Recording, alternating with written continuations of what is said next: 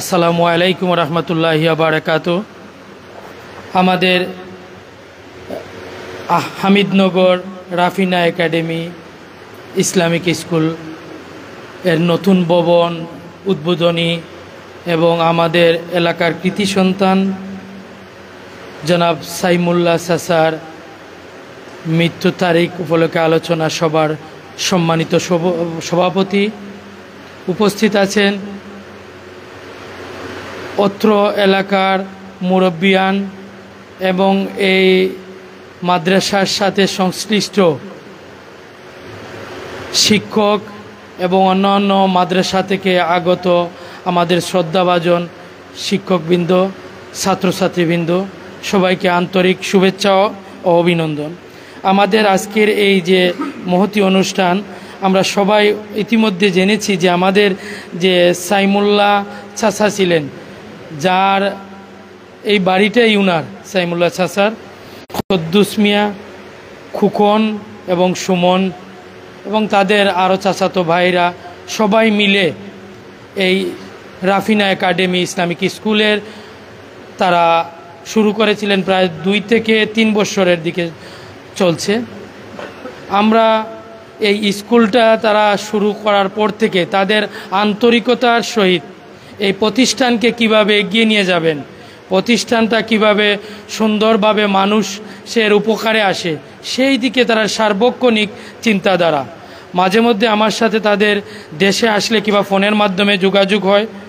তাদের যোগাযোগের অন্য কাজের ফাঁকেও তারা এই যে ইসলামিক স্কুলটা নিয়ে তাদের চিন্তা ভাবনা এবং এই স্কুলকে সামনের দিকে কিভাবে এগিয়ে নিয়ে যাবেন, তাদের বাবার স্বপ্ন কী ছিল, এগুলো নিয়ে বিস্তার আলোচনা হয় এবং তাদের মনের যে ভিউটা, মনের যে চিন্তাধারাটা সবসময় এই এলাকার মানুষ, দ্বীনি শিক্ষা এবং অসহায় মানুষ সবাইকে কিভাবে সাহায্য করা যায়, রাজনীতিক, ধর্ম, বর্ণ সব কিছুর ঊর্ধ্বে উঠে তারা মানুষের জন্য কাজ করার চেষ্টা করে এবং তারা যে ইসলাম ধর্মের শিক্ষা ব্যবস্থা কিভাবে এগিয়ে নিয়ে যাবে। এখানে তাদের যে একটা আমাদের প্রাথমিক বিদ্যালয় একটা আছে, এই কমিউনিটি ক্লিনিকটাও তাদের জায়গা, তারা দাতা সদস্য, স্কুলটাও তারা দাতা সদস্য।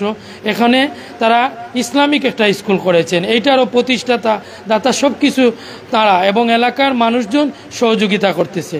এটা কিন্তু উনাদের বাবা, যার আজকে ইসালে সবাইকে আলোচনা সভা, উনারও স্বপ্ন ছিল, ওনার স্বপ্নটা তারা যাতে বাস্তবায়ন করতে পারে তার জন্য তারা আপ্রাণ চেষ্টা করে যাচ্ছে এবং অত্র এলাকার যুবক থেকে ধরে বৃদ্ধ সবাই কিন্তু তাদের আন্তরিকতার সহিত তাদের সহযোগিতা করে যাচ্ছে এই প্রতিষ্ঠানকে এবং এই পরিবারের যে ন্যাক উদ্দেশ্যগুলা কিভাবে কামিয়াবি হয় সেটা তাদের সার্বক্ষণিক চিন্তার মধ্যে থাকে। এই চিন্তা থেকেই তারা কাজ করে যাচ্ছে। তাই আমার অনুরোধ থাকবে, আমরা যারা এই এলাকার বাসিন্দা আছি এবং আশপাশের এলাকার কিংবা যেখান থেকেই পারি, আমাদের এই সামাজিক কর্মকাণ্ডগুলো এবং ধর্মীয় কর্মকাণ্ডগুলো চালিয়ে যাওয়ার জন্য তাদের সর্বাত্মক সহযোগিতা করা এবং ওনার যে ছেলেরা আছেন, মেয়েরা আছেন দেশের বাইরে, ওনাদের প্রতিও আমার অনুরোধ থাকবে, আপনারা এই প্রতিষ্ঠান যে নেক উদ্দেশ্য নিয়ে শুরু করেছেন, এই উদ্দেশ্যের সাথে আমরা সব সময় অত্র এলাকার মানুষজন আপনাদের পাশে আছে, পাশে থাকবে। আপনারাও এই প্রতিষ্ঠানকে এগিয়ে নেওয়ার জন্য আপনারা সর্বাত্মক চেষ্টা চালাবেন, এটা আমার আশাবাদ থাকবে। এবং এই যে কোরআনের পাখিরা, আমাদের ছোট সুনামণি ছাত্ররা যারা কোরআন শিক্ষা গ্রহণ করে, আমরা প্রত্যেকেই জানি কোরআন শিক্ষা দেওয়া এবং যিনি শিক্ষা নেন প্রত্যেকেই আল্লাহ রব্বুল আলামিনের কাছে আলাদা মর্যাদা সম্পন্ন জন মানুষ, যিনি শ্রেষ্ঠ মানুষ, যারা কোরআন শিক্ষা দেয় এবং শিক্ষা নেয়। তো এই কোরআনের পাখিগুলা যাতে সুন্দরভাবে আগামী দিনগুলা তাদের যে উদ্দেশ্য নিয়ে তাদের পিতামাতা এই প্রতিষ্ঠানে দিয়েছেন, এই শিক্ষকদের প্রতি এবং এই স্কুলের সভাপতি কিংবা পরিচালনা কমিটির প্রতি অনুরোধ থাকবে, তাদেরকে আপনারা আপনাদের নিজের সন্তানের মতো দেখে তাদেরকে এই শিক্ষাটা দিয়ে সামনের দিকে এগিয়ে নিয়ে যাবেন, এই আশাবাদ ব্যক্ত করি এবং এই মাদ্রাসা স্কুলের সর্বাত্মক সহযোগিতা থাকবে এই আশাবাদ ব্যক্ত করে আমার মৃত সাইমুল্লাহ চাচার আত্মার মাগফিরাত কামনা করে সবার কাছে এই প্রতিষ্ঠান এবং সাইমুল্লাহ চাচার জন্য দোয়া চেয়ে আমি আমার বক্তব্য শেষ করলাম। আল্লাহ হাফিজ। আসসালামু আলাইকুম রহমতুল্লাহি ওয়া বারাকাতুহু।